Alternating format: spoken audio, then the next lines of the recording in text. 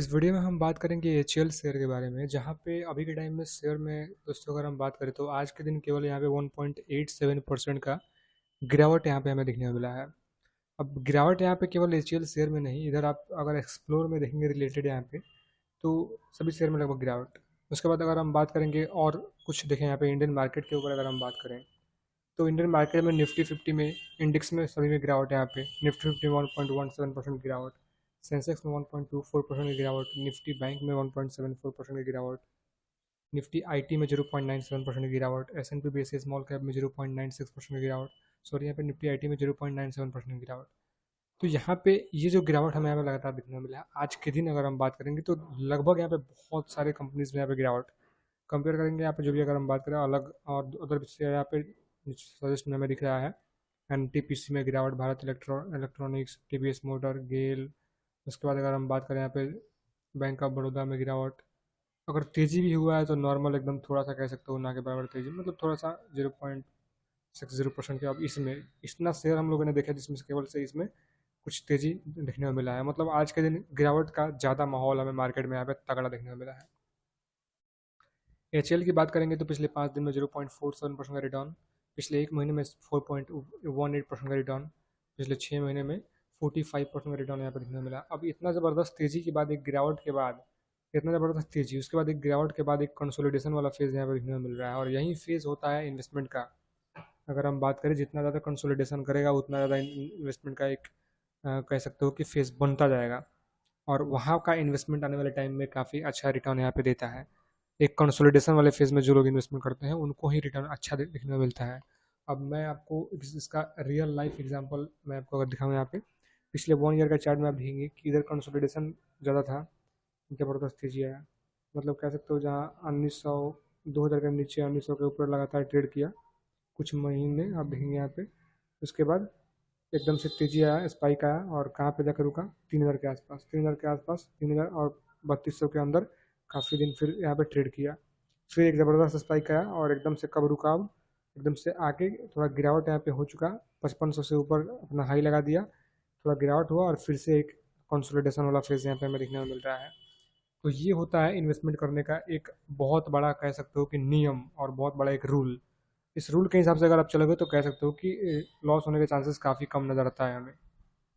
तो देखिए, किसी भी कंपनी के बारे में 100% तो कुछ कहा नहीं जा सकता है, बट जिस सेक्टर में कंपनी है, हिंदुस्तान एरोनॉटिक्स की अगर हम बात करेंगे, जिस सेक्टर में कंपनी काम कर रहा है, इंडिया का टॉप मोस्ट स्टॉक नजर आता है उस सेक्टर में। हिंदुस्तान एरोनॉटिक्स नंबर 1 पे, आपको पता है अभी के टाइम में। और इंडिया कितना आगे भी धीरे धीरे बढ़ रहा है, और कितना इस सेक्टर में, जिस सेक्टर की मैं बात कर रहा हूँ यहाँ पे, डिफेंस सेक्टर की, अदर अदर कंट्रीज़ को भी यहाँ पे कहीं ना कहीं एक्सपोर्ट करते हुए दिखा हमें, कुछ कम न्यूज़ में हमें मेंशन किया गया था अभी पहले। और यहाँ पे फिलहाल एक ऑर्डर भी निकल के आया हुआ था, डील आई थिंक यहाँ पे। तो डील के ऊपर भी मैंने आपको बताया हुआ था 26,000 करोड़ का कह सकते हो मेगा ऑर्डर पर 5% चार डिफेंस शेयर स्टॉक, आप देखेंगे यहाँ पे। इस न्यूज़ के बारे में भी अगर हम बात करें यहाँ पे कुछ डिटेल में थोड़ा सा, तो वो भी आप यहाँ पे देखेंगे कि 26,000 करोड़ का मेगा ऑर्डर पर 5% चढ़ा डिफेंस शेयर, ब्रोकरेज ने दिया नया लक्ष्य। दोस्तों अगर हम बात करें अब यहाँ पे क्या क्या जो भी इन्फॉर्मेशन हमें देखने को मिल रहा है, सारी चीज़ें आप यहाँ पे देख सकते हो, एक एक करके, अलग की बात है। बट अगर हम बात करें यहाँ पे तो यहाँ पे तेज़ी काफ़ी ज़बरदस्त हमें देखने को मिला है, तो थोड़ा कंसोलिडेशन होगा ही। अब डरने वाली यहाँ पे बात इसलिए नहीं है कि कंपनी यहाँ पे काफ़ी अच्छा है। अब क्वार्टर बेसिस पर रिजल्ट थोड़ा इस बार डाउन आया है पिछले क्वार्टर से, बट पिछले ईयर इसी क्वार्टर के मुकाबले हमें अच्छा रिजल्ट यहाँ पे देखने को मिला है। आई थिंक अगर देखा जाए तो यहाँ पे आपने देखा ही होगा।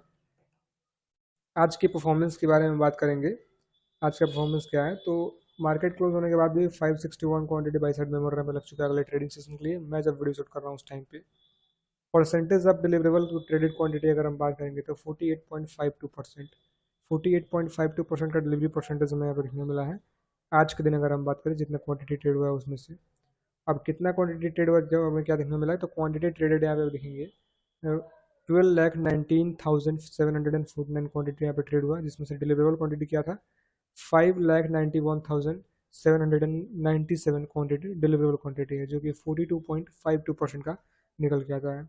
डिलीवरी परसेंटेज भी आज के दिन काफ़ी ज़बरदस्त समय देखने को मिला है, जो कि आप यहाँ पे देखेंगे। थोड़ा फंडामेंटल बेसिस पे बात करेंगे, उसके बाद हम चलेंगे यहाँ पे टेक्निकल लेवल पे कि मतलब अगले ट्रेडिंग सेशन में के लिए क्या क्या लेवल्स बन रहा है, जिस पर आप ध्यान दे सकते हो अगर हमें तेजी या फिर गिरावट देखने को मिलता है तो। बात करेंगे हिंदुस्तान एरोनॉटिक्स लिमिटेड के बारे में, तो कंपनी इतना ज़बरदस्त तेज़ी दिखाया, उसके बाद भी वैल्यूएशन कोई उतना हाई नहीं हुआ, 38.78 का स्टॉक भी है। कंपनी के पास डेट यानी कर्ज कितना है, तो 49.02 करोड़ का कंपनी के पास डेट यानी कर्ज है। अब बात करेंगे कंपनी के पास कैश कितना है, तो कैश कंपनी के पास 26,421 करोड़ 84 लाख का कंपनी के पास कैश पड़ा हुआ है, जो कि काफ़ी ज़बरदस्त कह सकते हो कि कंपनी के पास कैश पड़ा हुआ है। अब आपके पास ही 26,421 करोड़ 84 लाख रुपए हो, उसमें से आपका आपका कर्ज आपके ऊपर कर्जा हो और 49 करोड़ 2 लाख का, तो आपके लिए वो कर्जा क्या है, आप खुद बताइए। कुछ नहीं है आपके लिए। आपके पास अगर 26,421 रुपये, मान लीजिए मैं कम अमाउंट में ही बता रहा हूँ आपको, मान लो आपके पास 26,000 रुपये पड़ा है आपका, और आपके पास आपके ऊपर कर्जा कितना है, तो 50 रुपये का, तो आपके लिए क्या है वो, कुछ नहीं है देखा जाए तो कहीं ना कहीं जब चाहे तब कंपनी चुका सकता है अपना कर्ज, जो भी है आप देखेंगे यहाँ पे। नेक्स्ट अगर हम बात करेंगे कि लेवल्स यहाँ पे क्या निकल के आ रहा है, जो भी आप अगले ट्रेडिंग सेशन में यहाँ पे ध्यान दे सकते हो। 15 मिनट का चार्ट फ्रेम पे हम यहाँ पे देख लेते हैं लेवल्स क्या बन रहा है। अगर आपको और यहाँ पे गिरावट यहाँ पे दिखने को मिलता है, तो सबसे पहला जो लेवल आप ध्यान दीजिएगा वो हमारा कुछ यहाँ पे 4,668 के आसपास। इसको अगर ये ब्रेक करता है नेक्स्ट लेवल दोस्तों, अगर हम बात करें तो यहाँ पे 4,600 का लेवल एक रहेगा, और लास्ट में 4,540 के आसपास। अप साइड के लिए अगर हम बात करेंगे, अगर आपको तेजी दिखने को मिलता है, सबसे पहला जो लेवल रहेगा 4,745 का लेवल, इसको ब्रेक करता है नेक्स्ट लेवल 4,827 का, और लास्ट में कुछ इस लेवल पे आप यहाँ पे ध्यान दे सकते हो 4,926 का।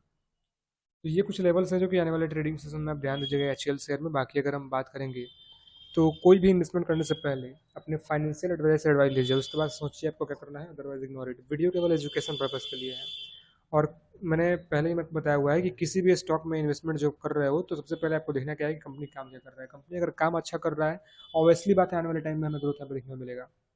कंपनी अगर काम अच्छा नहीं कर रहा है, तो क्या क्या प्रूफ है, क्या फिर क्या कह सकते हैं कि आने वाले टाइम में किस तरीके से कह सकते हैं कि रिटर्न में यहाँ पे देखने को मिल जाए अच्छा तरीका से। अब आरवीएनएल कहीं अगर हम बात करें, आरवीएनएल कंपनी रेलवे सेक्टर का कंपनी, एक तो गवर्नमेंट का ऑलरेडी रेलवे सेक्टर पे कितना ध्यान है आपको पता ही है, ऊपर से इंफ्रास्ट्रक्चर में इंगेज है, और इंफ्रास्ट्रक्चर पे कितना गवर्नमेंट यहाँ पे ध्यान दे रही है आपको वो भी पता है। तो रेलवे का स्टॉक था, तो एक तो बोनस पॉइंट ऑलरेडी था कि सरकारी स्टॉक है, रेलवे का स्टॉक है, तो चलो रेलवे पे और ध्यान सरकार का तेजी आया।